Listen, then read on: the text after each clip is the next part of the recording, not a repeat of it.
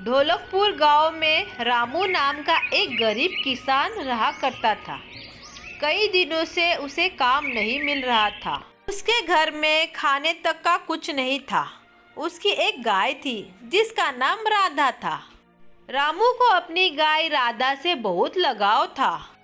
देखिए जी, आज कई दिन हो गए हैं लेकिन घर में खाने का कुछ भी नहीं है।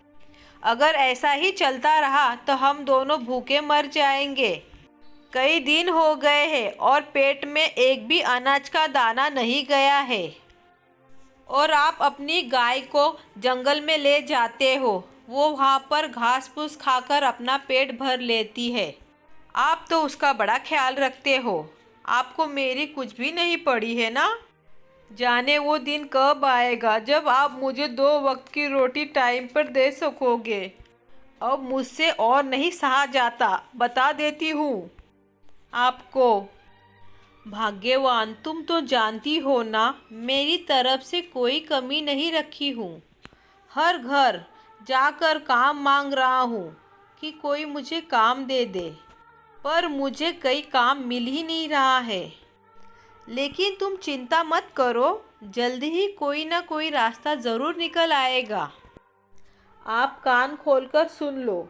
अगर आपने कुछ नहीं किया, थोड़े दिनों में आपकी यह टूटी फूटी झोपड़ी छोड़कर मैं चली जाऊंगी, बता देती हूँ।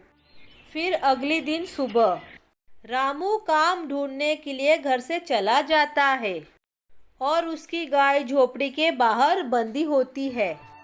तुझे आज बेचकर कुछ पैसे ही मेरे हाथ आ जाएंगे। कई दिनों से मैंने कुछ अच्छा नहीं खाया, अब तू किस काम आएगी। उसके बाद रामू की पत्नी राधा को एक ग्वाले को बेच देती है। बदले में कुछ पैसे लेकर वो बहुत खुश हो जाती है। शाम को जब रामू निराश होकर घर आता है तो देखता है उसकी राधा वहाँ बंधी नहीं है। वह दुखी हो जाता है। वो अपने घर में जाता है और देखता है कि उसकी पत्नी बढ़िया पकवान खा रही है। अरे वाह, बहुत ही स्वादिष्ट और मज़ेदार है। आज तो इतना बढ़िया खाना खाकर मज़ा आ गया।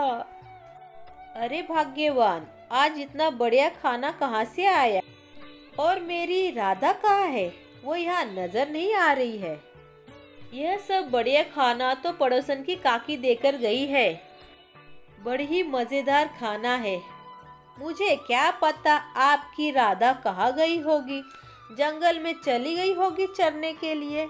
यहाँ तो उसे खाने को कुछ नहीं मिलता है। जाओ जाओ, जाकर अपनी राधा को ढूंढ लो। लेकिन मेरी राधा जंगल में कभी अकेले जाती ही नहीं। वो तो हमेशा मेरे साथ ही जाती है। फिर भला उसे आज क्या हो गया? मैं जाकर देखता हूँ। फिर रामू वहाँ से चला जाता है। जाओ जाओ, जाकर ढूंढो अपनी राधा को। उसे बेचकर ही तो बढ़िया खाना खा रही हो। रामू जंगल में अपनी राधा को ढूंढने के लिए जाता है। न जाने मेरी राधा कहाँ चली गई। वो ठीक तो होगी ना? न जाने इस जंगल में मेरी राधा को कोई जंगली जानवर खा तो नहीं गया।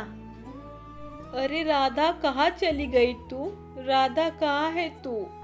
थोड़ी देर बाद रामू को अपनी गाय नजर आती है।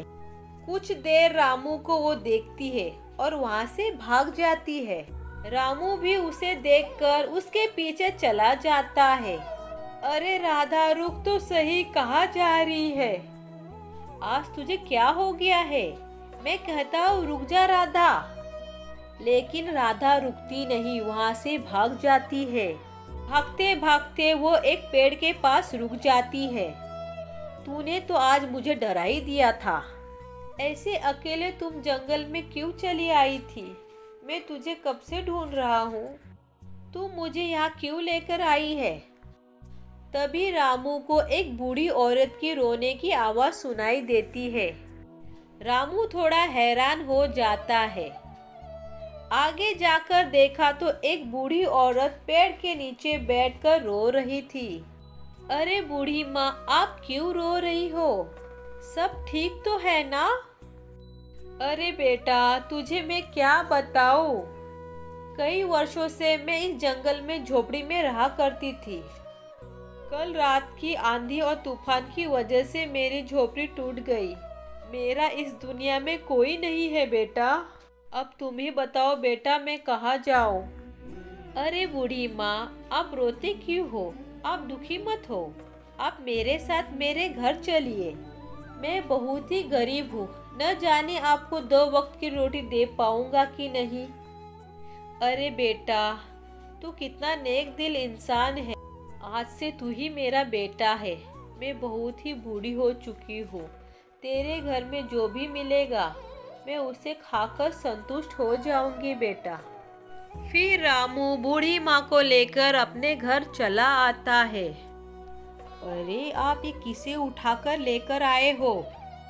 ये बूढ़ी माँ है जो जंगल में मुझे मिली थी। इनका इस दुनिया में कोई नहीं है, इसलिए मैं इन्हें अपने साथ लेकर आया हूँ। आप क्या पागल वागल हो गए हो? या हम दोनों को खाने को नहीं मिल रहा है, अब इनको हम कहाँ से खिलाएंगे? बेटी तुम परेशान मत हो। तुम जो भी रूखा सूखा दोगी मैं खाकर उसी में संतुष्टि मान लूंगी। तुम जाकर बूढ़ी माँ के लिए कुछ खाने के लिए लेकर आओ। खाने के लिए रसोई घर में 2 ही चावल पड़े हैं और कुछ नहीं है घर में। 2 चावलों से इस बूढ़ी माँ का पेट नहीं भरने वाला है। तुम जाओ बेटी, वो 2 दाने ही लेकर आओ, मैं उसे खाकर ही संतुष्टि पा लूंगी। फिर पल्लवी रसोई घर में चली जाती है। जाकर जब वो देखती है 2 दानों के जगह पर पूरा भगोना चावलों से भर जाता है। वह हैरान हो जाती है कि इतना सारा चावल कहाँ से आया। फिर वो बूढ़ी माँ के लिए वो चावल लेकर जाती है। फिर बूढ़ी माँ चावल खा लेती है। खाना खाने के बाद सब लोग सो जाते हैं। फिर वो बूढ़ी माँ उठ जाती है और रसोई घर में चली जाती है। वहाँ जाकर देखती है डिब्बों में कुछ अनाज नहीं होता है। बूढ़ी माँ जादू से रसोई में खाने का अनाज भर देती है। फिर वो जाकर अपने जगह पर सो जाती है। दूसरे दिन पल्लवी रसोई घर में जाती है तो वह देखती है वहाँ पे अनाज भरा हुआ होता है। कल तक तो हमारे घर में अनाज नहीं था, आज अनाज कहाँ से आया? जब से ये बूढ़ी माँ हमारे घर पर आई है तब से कुछ अलग ही हो रहा है। जहाँ पर अनाज नहीं था वहाँ पे अनाज भरा पड़ा हुआ है। मुझे लगता है ये बूढ़ी माँ कोई साधारण इंसान नहीं है, उन पे नज़र रखनी होगी। फिर रात में सब लोग खाना खाकर सो जाते हैं। फिर बूढ़ी माँ उठकर जंगल की तरफ जाने लग जाती है। पल्लवी भी उस बूढ़ी माँ का पीछा करते करते जंगल में पहुंच जाती है। बूढ़ी माँ जंगल में जाने के बाद एक पेड़ के पास रुक जाती है। तभी वहां पर एक परी आ जाती है। रानी परी, अब आपका धरती पे रहने का समय समाप्त होता है। आपको अपने लोग वापस आना होगा। हाँ, मैं जानती हूँ मेरा इस धरती पे रुकने का समय समाप्त हो चुका है। मैं मेरे बेटे रामू से मिलकर आऊँगी। मैं उसे कल सब बताकर फिर मैं आऊँगी अपने लोग। तो ये बूढ़ी माँ एक परी है जो इतने दिनों से हमारे घर रह रही है। फिर पल्लवी वहाँ से चली जाती है और घर आकर रामू को सब कुछ बता देती है कि बूढ़ी माँ एक परी है। तभी बूढ़ी माँ घर आ जाती है। रामू बूढ़ी माँ से कहता है, आप बूढ़ी माँ नहीं हो, आप एक परी हो। हाँ रामू, मैं एक परी हूँ। मैं कुछ समय धरती पे बिताना चाहती थी, इसलिए मैं धरती पर आई थी। उस दिन तुम जंगल में अपनी गाय को ढूंढने आए थे। वो तुम्हारी गाय नहीं थी, वो मेरी माया थी। उस माया के जरिए तुम मेरे पास आए थे। तुम्हारी गाय को तुम्हारी पत्नी ने कब का एक ग्वाले को बेच दिया था। रामू बेटा, तुम एक नेक दिल इंसान हो। तुम एक बहुत अच्छे इंसान हो बेटा। मुझे धरती पर रहने के लिए एक घर की आवश्यकता थी जहाँ पर मैं रह सकूं। और उस दिन तुम्हें अपनी गाय के प्रति इतना प्रेम स्नेह देखकर मुझे लगा कि मैं तुम्हारे घर रह सकती हूँ। बेटा, अब मेरे जाने का वक्त हो चुका है। मैं अपने परिलोक वापस जाना चाहती हूँ।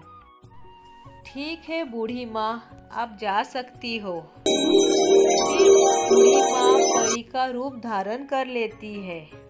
परी रानी, आप जाना चाहती है तो जाइए, पर आप जाने से पहले मुझे कुछ देकर नहीं जाएंगी। आप इतने दिन हमारे घर पर रही थी। क्यों नहीं पल्लवी, तुम्हें क्या चाहिए बताओ मुझे। मैं तुम जो चाहती हो तुम्हें वही दूंगी। मुझे ना बहुत सारा धन चाहिए। आपको तो पता ही है ना, हमारी हालत इतनी अच्छी नहीं है। हमारे पास खाने पीने की चीज़ें भी नहीं है। तो आप मुझे बहुत सारा धन दे दीजिए।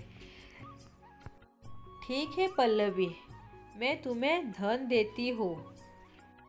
तभी परी जादू से वहाँ पर सोने के 2 घड़े दे देती है।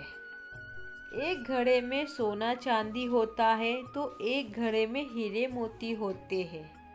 यह लो पल्लवी, ये दोनों घड़े तुम्हारे हैं, पर तुम इन दोनों में से एक घड़ा ही ले सकती हो।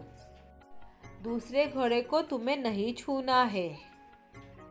अगर तुमने उसे छू लिया तो यह धन मिट्टी हो जाएगा। इतना कहने के बाद परी वहाँ से चली जाती है। यह सब देखकर पल्लवी बहुत खुश हो जाती है। वाह, इतना सारा धन, हम लोग अमीर बन गए। अरे वाह, इनमें से कौन सा घड़ा मैं लूँ। एक काम करती हूँ, दोनों घड़े में रख लेती हूँ।